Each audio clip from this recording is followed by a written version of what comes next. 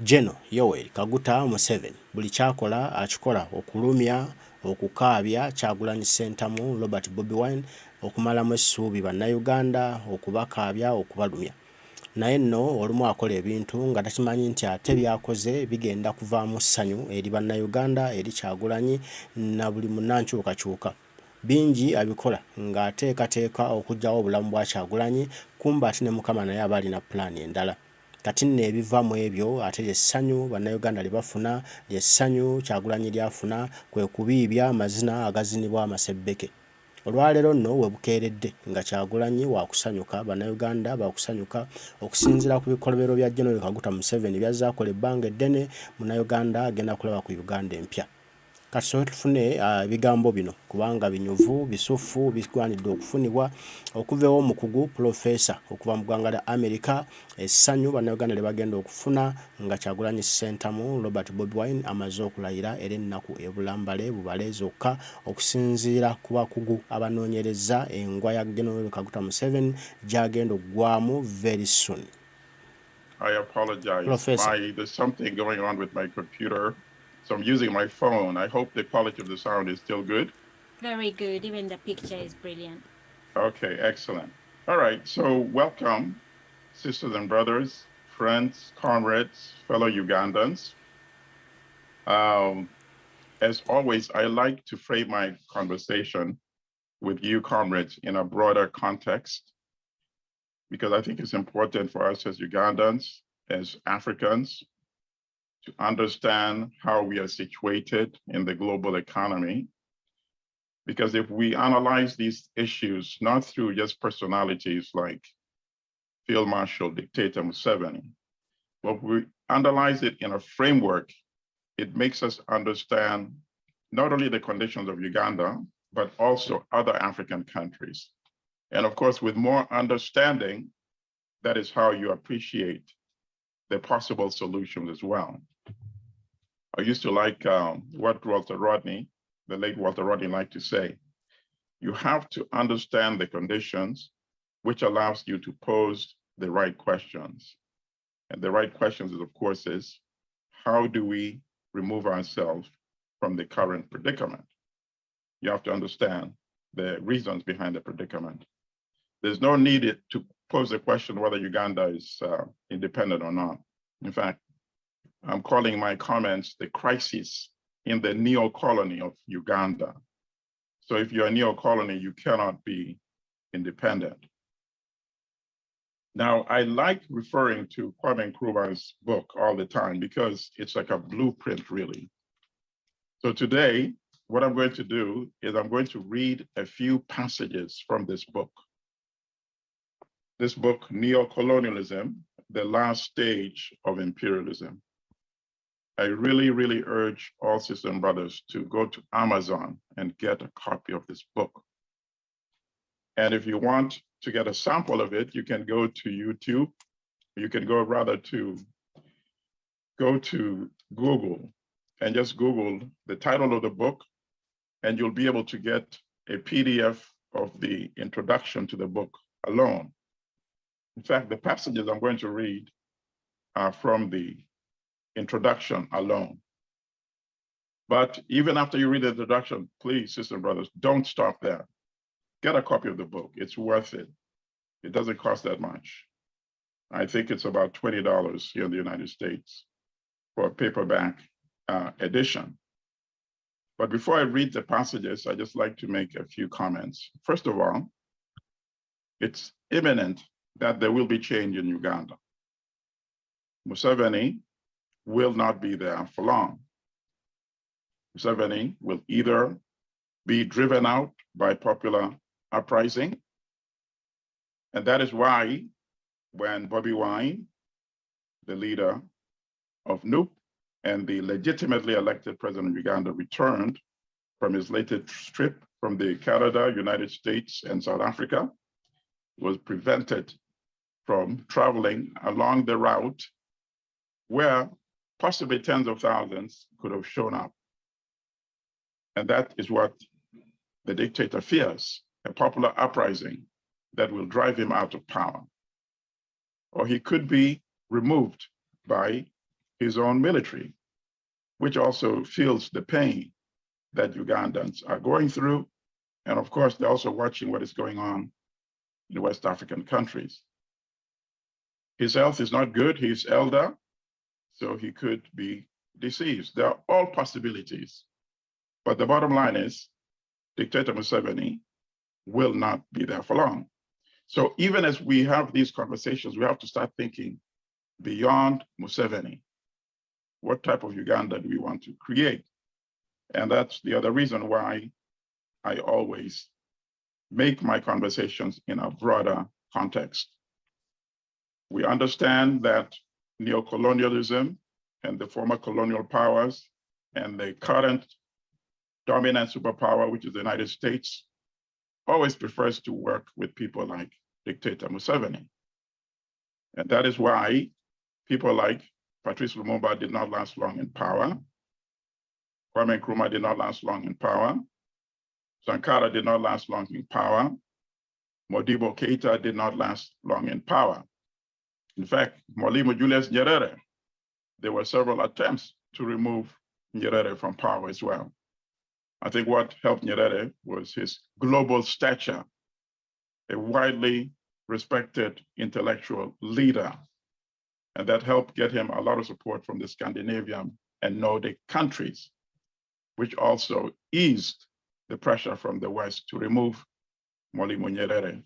In other words, anybody that challenges capital and thinks of creating a new type of environment, condition, economic approach in any African country earns the disfavor of the West.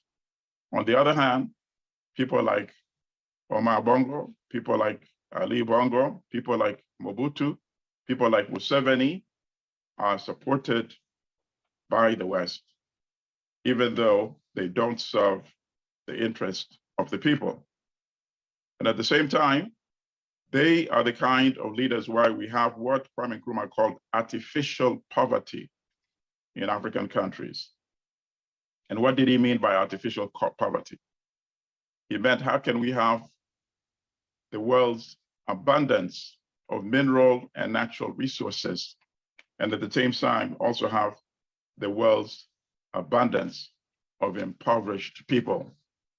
It means we are not using our resources to create wealth and prosperity in African countries. And so long as you have dictators like General Museveni in charge, this will never happen in African countries, because you have to create conditions where you command better returns on your resources that you export to the rest of the world. And that, as you have seen, is not in the interest of Dictator Museveni. In fact, he has failed on his own yardstick. He gives himself a yardstick, and then when you measure by the own yardstick that he has given for himself, he has failed. When he seized power in 1986, there were two critical yardsticks which he gave to himself. Number one, I would not be like the typical African misruler who overstays in power. That was his first yardstick in 1986. Today, the same dictator is still in power. He has become the typical African misruler. The second yardstick was that they have failed to convert our economies. At independence, we are selling cocoa, coffee, tea, tobacco to the world and importing manufactures. They failed to produce even a needle, as he famously said. Well, 37 years, going on 38 years later, Dictator Museveni has failed to produce a needle. Uganda still exports coffee. Uganda relies on tourism. And we have seen what the global pandemic of COVID has done to reap havoc on the economy, not only of Uganda, but of most African countries. To the extent that African leaders had to run to Russia and Ukraine to beg for food. That is one of the most ultimate measures of failure in Africa. Many of you don't know, but African countries collectively import $35 billion of food every year from outside the continent. While the rest of the world admires the fertile land in Africa, and now through the World Bank, they're coming to work with corrupt governments to get our people kicked off the land so that they can turn these lands into commercial agricultural production. So you see this contradiction. We have the land, but we don't have the systems of proper government to produce our own food. So we spend $35 billion. Can you imagine what that money could do to our education system, to our health system, to boost our own agricultural production in Africa, in Uganda? So let me read my first passage from Nkrumah's book. And you'll see how he really had the interest and love of Africa in his heart and in his mind. This is from page 29. The urgent need to plan industrial development on a continental scale must not, however, blind us to the equally important need to do the same for agriculture, fishing, and forestry. African states are importing larger amounts of food than ever before from abroad. This trend must be stopped by carefully planned expansion of our own agriculture. Can you imagine? Nkrumah wrote this in 1965. Today, in 2023, for failure to adopting some of these policies, we are now paying the price. A continent of 1.3 billion people having misrulers running to tiny countries like Ukraine to beg for food. Nkrumah foresaw this in 1965. And if you want further incentive of why you should get this book, when this book was published, the United States sent a formal letter of protest to the government of Ghana, number one. Number two, the United States suspended and canceled $25 million worth of aid to Ghana because of this book. For a book, $25 million in today's dollars value is almost $300 million. Think about that. You should be proud if somebody cancels $300 million of aid because of a book you've written. Sisters and brothers, please get a copy of this book, share it with other comrades. Okay, so now I would like to read a few more passages, and you'll see how Nkrumah was foreseeing the possibilities of having leaders or misrulers like General Museveni in Uganda. Just a few passages, and then you can also reflect on it and analyze it yourself as well. So this is one passage. In the first place, the rulers of neocolonial states derive their authority to govern not from the will of the people, but from the support which they obtain from their neocolonialist masters. Sisters and brothers, does it not seem that this passage was written specifically for Field Marshal Museveni? Think about it. He's saying they don't care about what the domestic population thinks. They don't care about the vote. So long as they're good with the foreign sustainers, they're fine. That's all they care about. And that's exactly precisely what we see in Uganda. Field Marshal Museveni doesn't care whether you vote for him or not. He knows in the end of the day, he can conduct sham elections, rig these elections, so long as it's fine with the United States primarily, and to some extent, Britain and the EU, but primarily the United States, because even Britain and the EU, they really take the signal from the United States. And of course, if you're that dependent, you also leave yourself in a very vulnerable position. That is why Dictator Museveni knows it was a severe and serious blow when the World Bank on August 8th of this year suspended any further new loans to Dictator Museveni. Because when the World Bank does that, the rest of the capitalist Western industrial world see that as a signal. The private financial banks see that as a signal. The private capital markets also see that as a signal.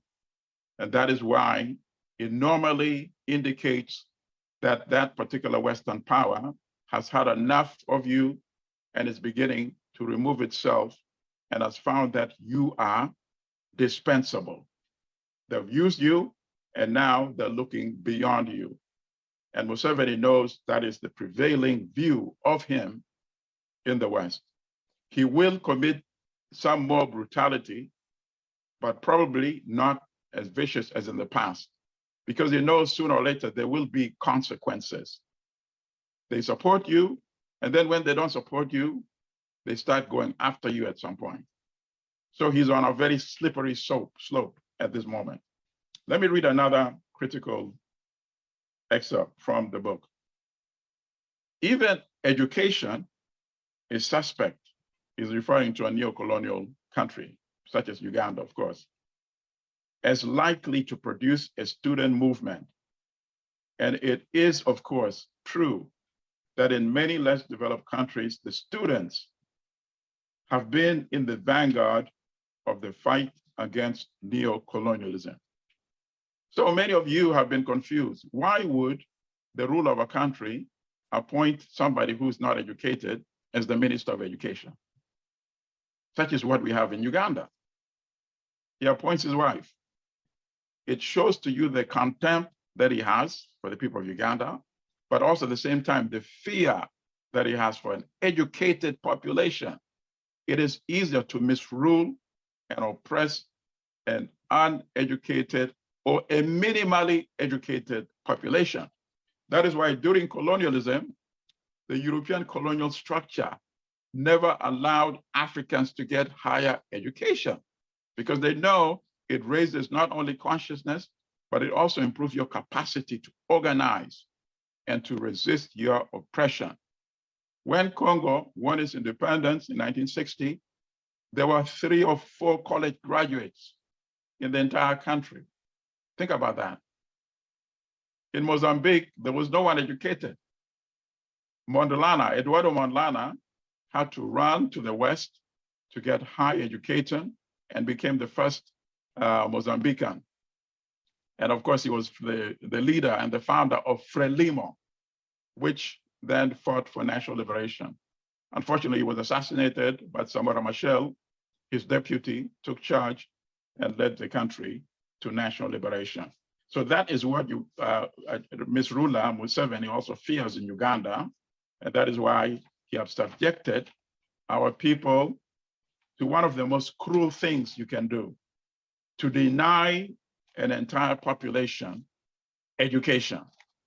I like the fact that Kato spoke earlier of education in his introductory remarks. And that to me is also a very, very critical thing, that we need to not wait till, say, Museveni is gone before we do something about it. Even with the destroyed level of education structure in Uganda, we must still help our young sisters and brothers go to school. So my family and I, we support 4 young girls in Uganda. We supported 2 are graduating this year from university. From the first year, we've been financing them, and we have 2 more who are graduating next year. And next year, we will adopt 4 more and send them to school. So I say this to suggest that, please, sisters and brothers, adopt at least 1 Ugandan and help pay for their school fees, so we can start preparing them for the future when we eventually have even a better education system and structure in Uganda. Let me find another passage to read. So long as neocolonialism can prevent political and economic conditions for optimum development, the developing countries, whether they are under neo-colonialist control or not, will be unable to create a large enough market to support industrialization. In the same way, they will lack the financial strength to force the developed countries to accept their primary products at a fair price. And I discussed this from the very beginning. That is why it's very challenging for us to get maximum returns on the goods that we produce, our natural resources, our mineral resources, and of course, we have no impact on the price of the manufacturers we import from the industrialized world, but we can do something about it. That is why the younger generation, I encourage them, please dispense with the burdens that our forefathers had. Some of that holding so hardly on these little countries. We can't survive like that. We have to start thinking ourselves in a broader geographical context. So us, for example, we have to start thinking of ourselves as East Africans. This is not a new concept. This was the prevailing attitude in the 1960s, when Pan-Africanism had a much stronger context in the 1960s, when leaders of the East African countries, once they became independent, in fact, Julius Nyerere was willing to hold back the independence of Tanzania so that all the East African countries could become independent at the same time, and then have the senior leader, who was, of course, the most elder was Jomo Kenyatta at that time, and have him be the first president of a federated East Africa, with the other two serving as prime ministers. And at some course, they could have had a rotating presidency after Kenyatta. Then the other two would also have their turn to become presidents of the federated East Africa. And if we were to do that today and include Uganda, Tanzania, Kenya, Rwanda, Burundi, Congo, South Sudan, we would have a population of 300 million, almost close to the population of the United States. We would have an economy with a GDP of more than $300 billion. Of course, that pales in comparison to the United States, which has almost about 25 trillion. But you have to start from somewhere. We will have the market base to produce our own manufactured products. Because when you manufacture products, obviously you have to have a large market for those manufactured products. Let me find a few more gems from Nkrumah's book. And I hope as I read this, you're reflecting upon it and seeing how relevant these observations are to not only Uganda, but to other African countries. And then this is where he talks about the artificiality of our impoverishment. Quote, I propose to analyze neocolonialism first by examining the state of the African continent and showing how neocolonialism at the moment keeps it artificially poor. This is 1965. And of course, since he wrote, African countries have become progressively more impoverished relative to the West. And we have the proof. In the 1960s, Africans were not drowning, trying to escape the continent. Young people drowning in the Mediterranean. Knowing that thousands have drowned ahead of them, they still make that perilous journey, trying to improve their lives. And it's not as if they wait the spectacular, well-paying jobs waiting for them in the West. Some end up working in almost slave-like conditions in Southern Europe, in Italy. Some end up working in kitchens, in toilets, or cleaning the streets once they get to Europe. But to them, that is an improvement from their current conditions. And they're able to send some money to their relatives back on the African continent. We didn't have this phenomenon in the 60s, in the 70s, in the 80s, not even in the 90s. So it shows to you how progressively conditions have worsened in African countries. So I've covered quite a few of the excerpts. If I see any other excerpts that I think is very interesting from my notes here, I will read those. But I would like to leave us enough time to have a conversation, Q&A, and just a dialogue. But there are some points I would like to make before I open it up to the conversation. The success in getting the World Bank to suspend any new loans to Uganda should not be underestimated. The impact is tremendous because the neocolonial dependent economy, which Ms. Rula Museveni has created in Uganda, has left his regime so vulnerable and dependent on these same Western institutions, which, by the way, I don't support. Because first of all, the World Bank's agenda is not to develop African countries. In fact, even though the official name is the International Bank for Development and Reconstruction, that is the official name, International Bank for Development and Reconstruction. But that's not the purpose of the World Bank. The World Bank has been dealing with African countries since it helped Ghana build the dam at Akosombo, the Volta project. We are talking more than 60 years ago. Show me a single developed African country. It's not there. So that is the proof to you that the World Bank is not there to develop any African country. The major shareholder is the United States. Do you think a capitalist power would like to create other powers to compete with it? Of course, the answer is no. So that tells you the World Bank is just there to keep African countries in lifeline, to keep them just surviving so that they're able to fulfill their role, which is to provide raw materials and to import manufacturers. But at the same time, this time it works to our advantage because dictator Museveni depends so much on the World Bank for a significant part of his budget. So its removal has weakened him severely to our advantage. Now I would like us to turn our attention to Total Energies. Today and every Saturday and every weekday, we should declare a Patrick Pouyan Day. That is the CEO of the World Bank. So if you see my Twitter handle, I'm always tweeting something. Any atrocity in Uganda, I make sure I also link Patrick Pouyan and Total Energies. And I forward images of people that have been tortured, people that have been killed, people that have been arrested brutally, whether it's on video or photo. I forward this image and I always make sure that I put Total Energies, which is at Total Energies. That's the handle, Twitter handle.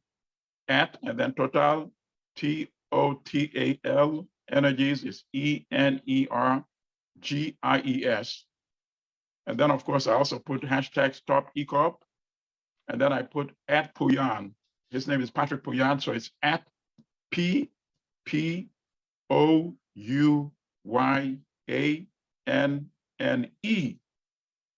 And make sure he knows that Total is responsible for all the atrocities that are ongoing in Uganda. Anybody who helps sustain the regime, we hold them equally responsible. So let Total and Pouyan be in your daily tweets, but at least every Saturday devoted as a day for Total Energies or Patrick Pouyan. Okay, sisters and brothers, I would like to open it up for conversation, Q&A. Thank you. Thank you so much, Professor, for that. Yes, please unmute Mr. Kato, and then we'll have Joe's. Yes, Mr. Kato, your hand has been up for the longest time. First of all, I was excited. Immediately you, Professor, sorry. Yes, immediately you mentioned that book. I looked at Amazon. I just want to assure you that Amazon has got my money already. So in 3 to 4 days, it will be there. But excellent. Now the first book I have to finish is this one, Karl Marx. Yes. That's another thing. But one of the things, I just want to thank you.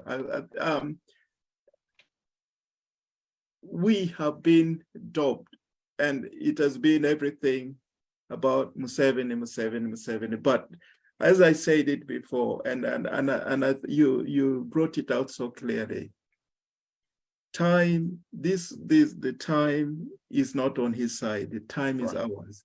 He's going.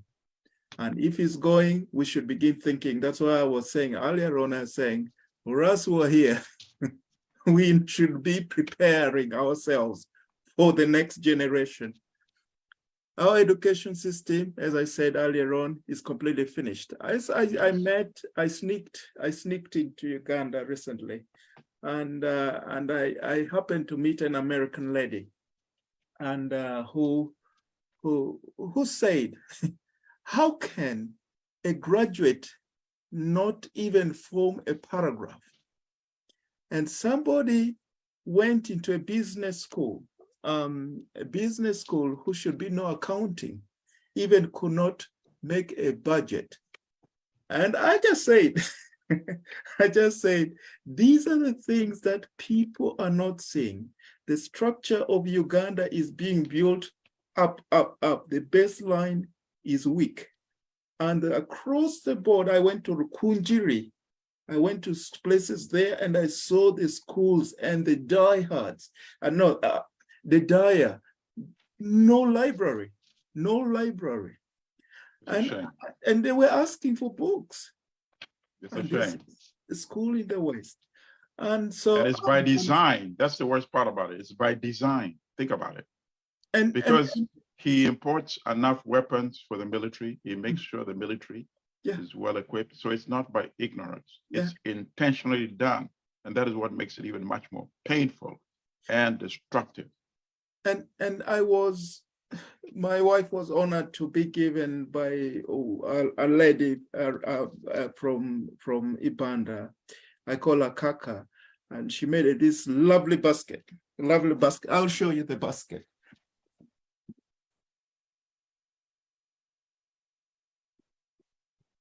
And this is the basket. And she instructed her to put for me fruits in. All these are my fruits, but she gave it to her to put fruits for me. And I asked, is this skill taught in schools? And fortunately, there were some teachers there. And they said, our education system now, they don't want rigorous things. They want soft things.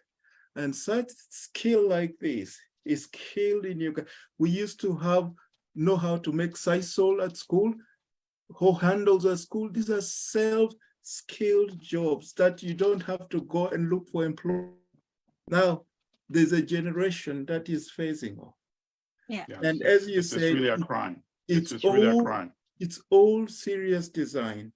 So I just want to thank you, first of all, for bringing that up. I appreciate that. And I want to say, how can we reach out? Because now on this Zoom, I try to do it from there. Nobody's bothered.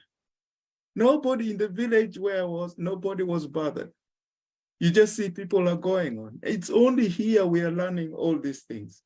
How can we enhance what we are learning here to take to those remote arealso because these are very, very important stuff that we are getting. No, I understand. So I also, unfortunately, I'm looking at the clock. I think I have about 13 minutes because at the top of the hour, I have to join another podcast, but I can stay for 13 more minutes. Thanks. What I understand, young people are very good in repackaging these conversations. So for example, I did a podcast several months ago, and I think it was about an hour. And then my sister who lives in London said, I want to send you something. And she sent it back to me in 5 different segments. Some young person, I don't know who it was, had edited that long podcast into several 3 or 4 minute segments and put some music behind it. And that's how young people like sharing this information. And, in fact, I appreciated it even more than the long conversation that I had participated in. So that's to suggest that maybe we should find a way to repackage some of these conversations into shorter bits that we can have widely disseminated. That's one suggestion. But of course, the key suggestion is that we should do everything we've already been doing to maximize our efforts in removing the dictator from Uganda, so we can get down to serious work of rebuilding our beloved country. Yeah. Thank you. Thank you so much. Thank you. Yes, that's right. Mr. Kato, do you have another question in just a few seconds? No, let other people, I just wanted to make an announcement, but let other people ask. Thanks. Dr. James, in just a few seconds, please, you will have a further submission. Let's make your question, then after you, Ismail, and then we'll go back to Professor. Yes, Dr. James. I think mine is not going to be a question. It's just a continuation of what he has said and just a compliment, because on education system. And I will also suggest, because Doc, as you know, I make now daily videos for my people, which is something that each of us should do. Absolutely. I make daily videos for Busia. Every day I have a video, either 2 or 1. Thank you. But on education, I think this is about us from the north, eastern Uganda and the north. Yesterday, they graduated about 4,000 LODUs, and 500 of them were university students. That was in a place called Olilimi. So if 500 out of the 4,000 LODUs, I don't know whether this LOD is something special, different from what I know, because the LODUs had stars from childhood. They were against us who had gone to school. But now if you find that out of the 4,000 who graduated in a place called Olilimi, Museveni is proud to have mentioned that 500 of them are graduates. So what is a graduate as an LODU? For me, I just wanted to compliment on what you have said. Education, and especially Katoa has mentioned it, we who are here become a resource. There's a lot. Each time you even say something from here, the most educated person in Uganda, yesterday I was a medical wall, we were discussing primary health access for mothers. Then I told them how it is done in the United States, and somebody who is a doctor in Uganda discussing with them said, don't compare us with the United States. I'm like, who do you want to compare with? I'm giving you a standard. Right. Thank you. Yes. Thank you so much. And, yeah. Yeah. Well, he can. It's clear that nobody takes Dictator Museveni's ideological pretenses seriously anymore. He's not a serious person. I think Ugandans gave him an opportunity. The first 5 years, the first 10 years, when he was talking about the need to reform the armed forces, the need to reform the judicial system, the need to reform the electoral process. People are willing to listen, but he has been exposed as a charlatan. So he can try to infiltrate these structures with the LDUs, with ideology, but it's not in their heart anymore. Even members of the armed forces and the police services, they want change in Uganda. And I don't think when the people rise up in massive numbers that they will stand in the way. I can't see anyone in their heart still being loyal to Dictator Museveni. And I'll give you, I think I've given this, this example in the past. My late sister, Barbara, when she used to lead these protests and when she was being arrested by elements of the security forces, when they're jostling her and looking like they're roughing her, people don't hear what they're saying, right? So what they were telling her actually was that, sister, we are with you. Continue this. We are just doing our job. Sister, continue this. And then they will put her in the vehicle, in the van. And then when the door shuts, they are having ordinary civil conversation with her. So that to me is an indication that there are many such people with that same attitude in the security forces and in the armed forces that want the people to lead the process of change so that they can support us as well. So he's wasting his time. I see him in the position like Nicolae Ceausescu, the former dictator of Romania, when he was giving a speech one day, and then one person started booing, and he was startled. How could they be booing? It shows you the disconnect they have with the people. And then, of course, everybody started booing. And then the security forces came to him and said, Mr. President, it's time to get out of here. Come with us so we can fly you to safety. Him and his wife, they got in the helicopter.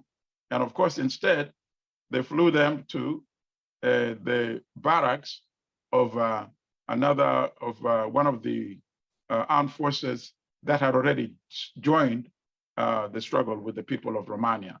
And that was the end of that dictatorship. I think we're approaching that kind of similar situation in Uganda as well. Yes. Thank you.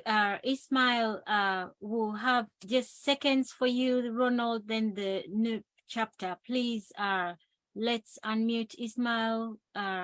Yes, brother. It's okay if you don't want to have your video. Yeah, please ask away or your submission.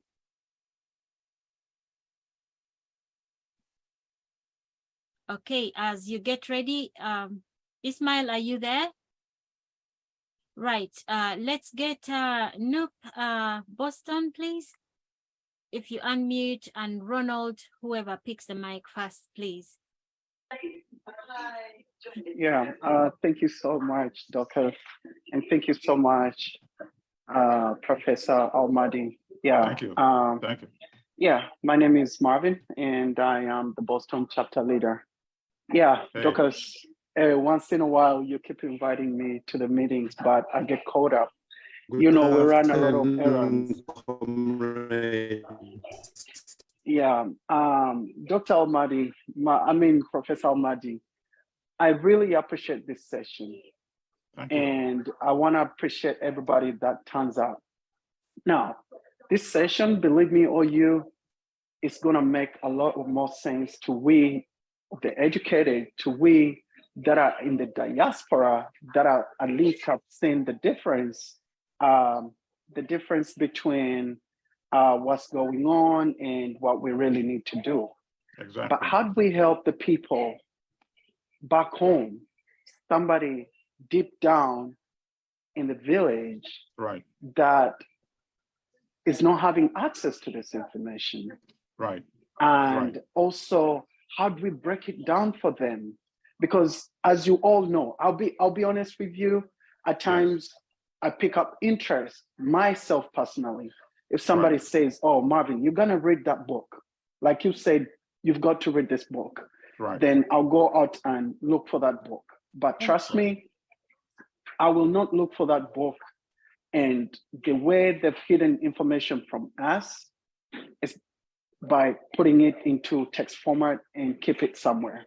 Now, right. You'll find that that book has been existing for the last, I don't know how many years, you know, right. Could be even before I was born. Way before you were born, yeah, 1965. Before I was born. So I'm telling you, so now that information has been out there, but trust me, it's today that I'm finding it out. And this is right. 2023. So right. I don't know how best we can, reading is a problem, and I don't know how best we can have people to break down a couple of things. I know His Excellency Bobi Wine has been trying that. Like he keeps referring to different books here and there. But yeah, if we could find a way of pushing that down to the roots, I think right. people then will get to understand and value this information and value their power and right. value that they have the right to make the change. Right. For change to come is upon them. So I'm requesting you, Professor, I'm requesting Dorcas and the rest of the other people. Thank you. Let's find a way of breaking this information down to the people back home, to the grassroots, so that they do understand exactly what we need to do. Yeah, thank you so much. Yeah, thank you. Sorry, I because agree. of time. Yes, thank you so much. Because of time, Reginald, please, you have a few seconds, then we'll have Paul, Robert. Yes, Reginald, in a few seconds, please. Do I need my video? You have you okay? Yeah, please. ask away, or if it's a submission, just seconds, please. Yes. Yeah. First of all, I want to note that I think you like Kato better because when it's my turn, you give me seconds. But no, I'll be back. I just have to join another podcast at 10, but I'll be back definitely for more conversation. I just want to thank you so much. Thank you, Dorcas. I know these people are very busy. It might be that they also reach out to you, but you being there to facilitate and make sure that that they are here to widen our thinking and perception and energize us. Thank you so much. May God richly bless you so much. And yes, with these guys, Museveni is sick now. He's even sicker. That's what I wanted to say. Since you gave me a few seconds, I'll come back later, or you let me know. That's all. Thank you. Ronald, you have seconds to raise your question. Professor, just a few seconds. Is Professor? Sure. Yeah, okay. Thank you. Thank you, Madam Dorcas. I salute you, Professor. Thank you. Actually, about the civic education among our people, I also do it on an online platform of the Choto. But we have a problem when we try to educate and giving people the right information to understand the struggle and the liberation. We face a challenge of so many of our comrades who actually don't have the right information, and they are trying to spread false propaganda to people that actually we need to tell the truth. And it's like most of our population now need more propaganda, and they are actually be swayed to the other side of giving them false hope instead of them getting to know the best. And these people are part of us. Okay, they may portray themselves as part of us, but we end up losing the right thing, that people will be swayed to the other false propaganda rather than getting to know the real truth. And this is a challenge to some of us who try to educate exactly what we know is right, and that you can actually search about it. Right. So we don't know how best we can do this, but it seems that the other side have a good voice or a bigger voice than we do. Right. And just like the Kenyan government spreads the propaganda, and actually it wants this kind of propaganda to spread to keep the population in that state. Thank you. Thank you so much. Okay, so brother. since... Sorry. Paul, and then we'll come to you, Professor. Sorry. Hello, Dr. Professor. Hello, Dorcas. Hello, everyone. Thank you for the opportunity. I want to just add on to what Professor has been talking about neocolonialism. His Excellency Bob Wine, the president, legitimate president-elect, our president, he's been mentioning these things as the neocolonialism roaming around. Some of our comrades in the struggle from different political parties, they seem to think that Bob Wine, when he goes to the diaspora and he visits different diasporas, they've been saying that they have a narrative which says that Bob Wine, he goes to these people, yet these people are our main problem. They don't understand that he has to do that because he's the legitimate president. Right. And that's why when he goes abroad, we give him a huge welcome, a huge support, which the regime is scared of anyway. They even try to suppress that even when he's beyond the borders of Uganda.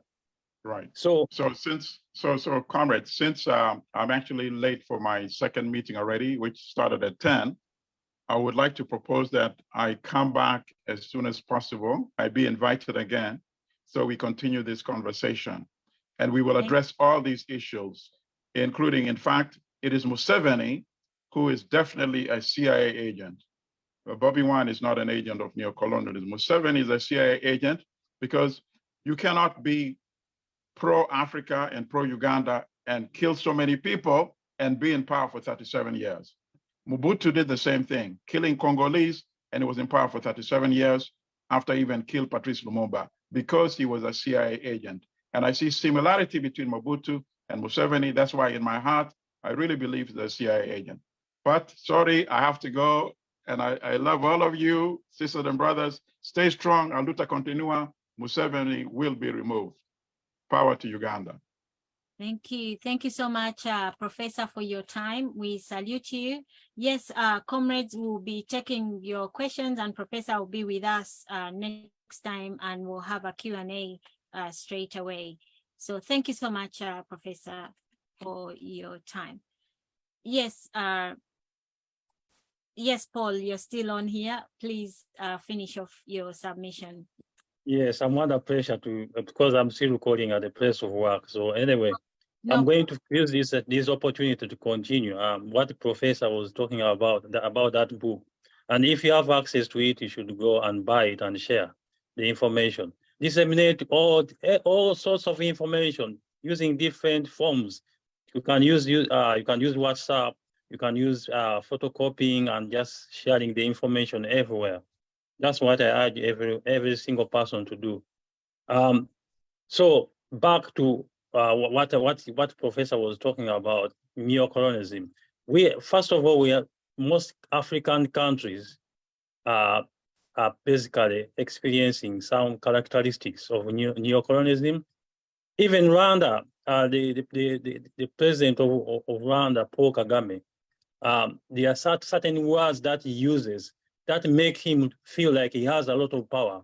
But yet, when it comes to him being given evil tasks against fellow Africans, like for example, him having a deal with the British government to send all the refugees, African refugees, to Africa, mainly targeted refugees to go to Africa.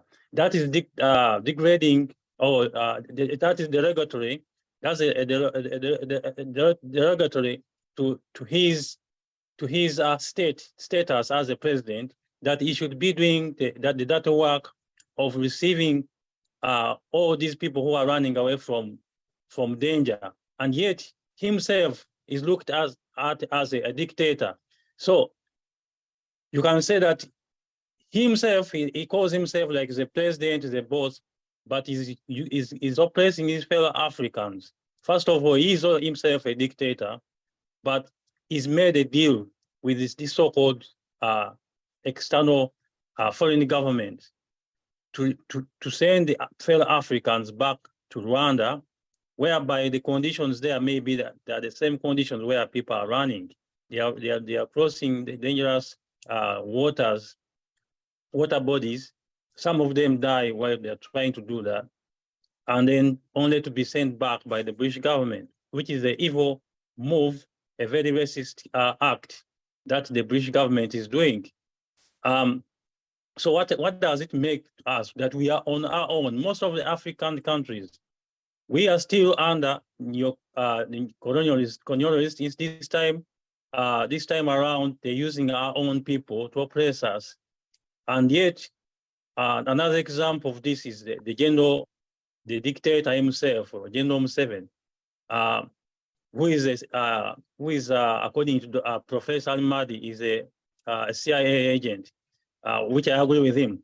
He can come and boast around that, oh, these whites, when he was trying to forcefully to impose himself on Ugandans after stealing the elections, he had a speech and he said this Gaddafi we could have defended Gaddafi, and if we knew, we could have defended Gaddafi, and we have strong armies and all that. But those strong armies are being funded by the IMF, they're being funded by the World Bank, They're being trained by the Americans as well and the British. So how can you say you have power and you think you are independent, and yet you are hugely relying on the military support as well as financial support to sustain your system? So our problem is not Museveni anymore. Our problem is not these African leaders anymore. Our problem is the system, which is very corrupt. Even the UN is so corrupt. You know, all these organizations are so corrupt. They are very incompetent.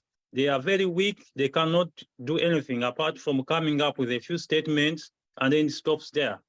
So we as the people of Africa or people of Uganda, we must rise up. And that's the only way. First of all, we need to educate ourselves on how we are going to do this. Number one thing is always unity and unity and unity. And we are not going to use violence to redeem ourselves around this time. We are going to use all possible peaceful means.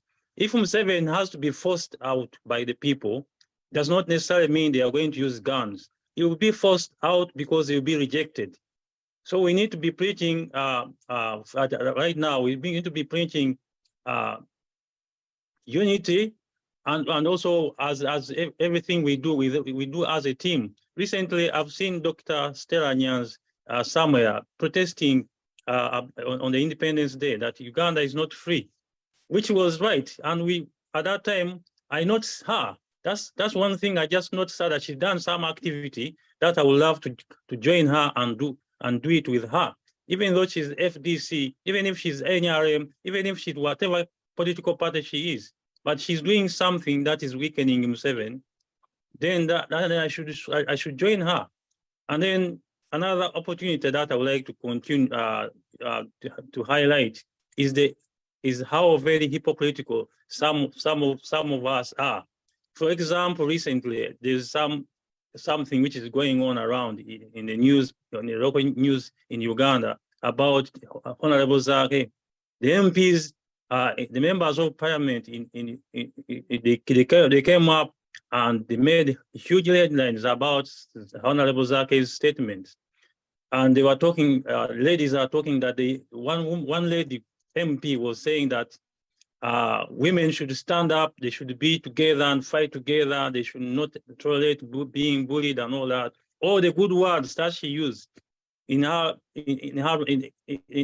right sense. However, those people are very vulnerable, like Olivia Lutaya, like some comrades in the struggle who have been kidnapped by the military and raped while they are under captivity, and also those who have been tortured, who have been who have been who have been castrated, who have been tortured in many forms, physical, psychological. These MPs do not come up. When Honorable Sake stands up and say, free our people, free all the political prisoners, they put him under disciplinary committee for doing that, which is the right thing to do. Thank you. So it's like in Uganda, doing the right thing is the opposite. If you are doing the right thing, then you are not liked. But if you are doing the horrible thing, like the Speaker of Parliament, the Vice President stealing iron sheets for the vulnerable people, and then getting away with it with impunity. Museveni, the dictator, a brutal dictator, stealing the elections, using the guns, stealing, overseeing all the corruption which is going up to now, which is ongoing. Up to now, we don't have the bank of the governor of the Bank of Uganda. We don't have one. Why? A normal country, a normal functioning country should have a bank of governor, but we don't have. So there's lots of things which are going so wrong, and yet. Thank you. Thank you so much, brother. Just a minute, we need to have a moment of silence, and then you continue with the submission. Joe, I hope you'll be available to take on that. Yes, please, let's humble ourselves for that moment of silence. It should have been 13 minutes ago.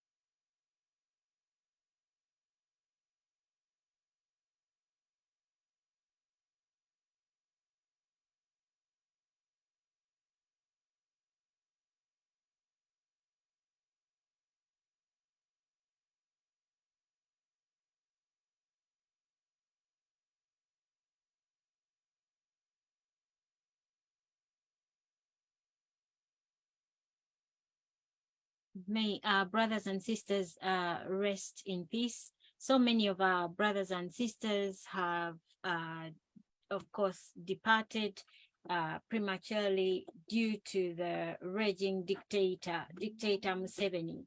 So we shouldn't be silent. Thank you so much, comrades. We did have a professor with us. He will be coming back so that we carry on with the conversation. And we've seen there's limitations of data on ground.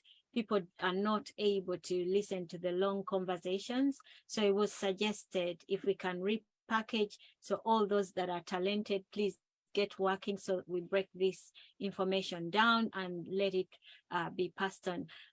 Paul, you will come back. Comrade Joe, I don't know, I need you to acknowledge that you're indeed with us, and then maybe you'll take the rest of the hands. Paul just has a few seconds, and then we'll take, yeah. I'm present, Dorcas. I'm around, so okay. I'm around, I'm alive and kicking. There you are, looking good. How are you? Hi, thank you. How are you doing? I'm great, thank you. Thank you so much. Yes, Paul was finishing off his... Okay, yeah, you can wrap up, then I'll respond and take over. Yes, Paul, please, you can complete your submission. Thank you. Thank you very much. So we were talking about how we can disseminate information. Of course, we have achieved a lot using social media. We need, I suggest that as diaspora, people are in the diaspora, I suggest that since we know in Uganda we have different districts, we have different regions, I suggest that as diaspora, we can maybe contribute money or to donate smartphones, whereby people in the village we can have a pack of different information for them. That is to educate them on what is happening around and what they need to know. In summary, not like a huge chunk of information, but in summary. And then we can do that, for example, in Arua district, we give them maybe 2 mobile phones. And then we ask for donors, local donors, if there's anyone who is willing to donate a smartphone. And then we can be disseminating this information using that. For example, WhatsApp group. I am talking to you here on the other side of the continent, and yet we are communicating. And then after we've done this, I will go to my neighbor and give them to the same information and then pass it on around. And then this is to do with the volunteers, not official coordinators of People Power or NUP, but anyone who is willing to enlighten people on what's going on and what they need to do. I think that's something that can be useful in terms of making people know what is happening. Because one of the comrades, one of the diaspora leaders, has mentioned that how do we make sure that this information is passed on to people who are in the villages? And my thought on that was, we can use WhatsApp, but how? We can start by donating some smartphones and then make it as a public property, whereby we have someone who is responsible for it, and their job, if it means to pay them, we can give them transport because they are volunteers, and then they can go around and pass on this information. So that was my suggestion. And I will beg now to allow me, unless you have a question for me, to just run away. Paul, thank you very much for your submission. I do not have a question, rather just to support, I think, what you've said. Yes, there is value in sharing information down to the remotest village in Uganda. We know the dictator has tried to control our minds by controlling content and flow of information. There is media capture, and so he controls content, he controls the flow of information, he controls consumption, and therefore eventually controlling our mindset, people's thought processes, and that way he's able to inculcate whatever propaganda he wants. So how do we deal with that? I think that is a very, very good point. You know, how do we counter this propaganda machinery, which is well-oiled, well-resourced, well-financed, and well-staffed, you know? Yes, we need to get our message down to the remotest villages.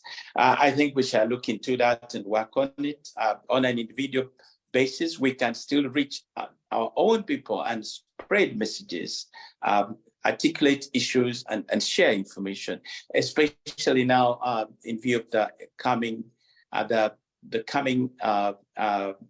phase 2 mobilization tour. I think that is where we should now really focus and involve our people, call upon them really to rise when the whistle goes, when the signal is, when the drums are beaten, everybody should come into the streets so that we just overrun the streets and dominate the streets and do what we have to do. I think we've done enough rehearsals. We know that people are charged. We know that people are ready.